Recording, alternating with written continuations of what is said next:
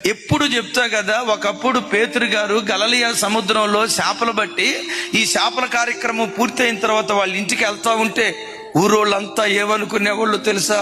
వస్తున్నాడు రోయ్ మనోడు, వస్తున్నాడు రోయ్ మనోడు అనేవాళ్ళు. దేన్ని బట్టో తెలుసా?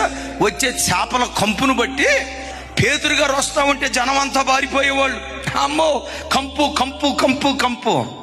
ప్రభు చేతిలో పడిన తర్వాత ఆ పేతురు వీధులు గుండా వెళ్తా ఉంటే పారిపోయిన ప్రజలు పరిగెత్తుకుంటా వచ్చి, నీ నీడ మా మీద పడితే చాలయ్యా మా బ్రతుకు ధన్యం, మీ వస్త్రపు చెంగు ముట్టుకుంటే చాలు మా బ్రతుకులు అద్భుతం, మీ నడికట్టు తాకితే చాలు, మీ నీడ మా మీద పడితే చాలని అవమానపరచబడిన బ్రతుకులను మహిమ కలిగిన బ్రతుకులుగా మార్చాడు.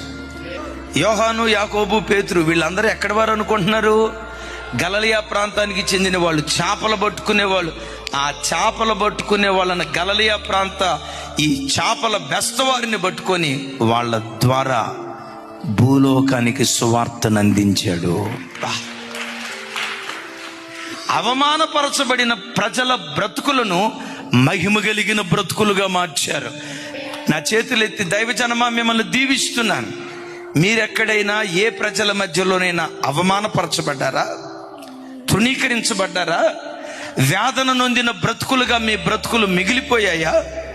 ఎగతాళికి, నిందకు, తిరస్కారానికి, అవమానానికి మీ బ్రతుకులు ఈరోజు ప్రజల ఎదుట ఒక విచిత్రంగా, ఒక తృణీకరించబడిన పరిస్థితిలో మీ బ్రతుకులు మిగిలిపోయాయా? నా చేతులెత్తి దీవిస్తున్నాను. గొప్ప వెలుగుగా పిలువబడుతున్న నీ ఆరాధ్య దైవం ఏదో ఒక రోజు తప్పకుండా నిన్ను దర్శిస్తాడు.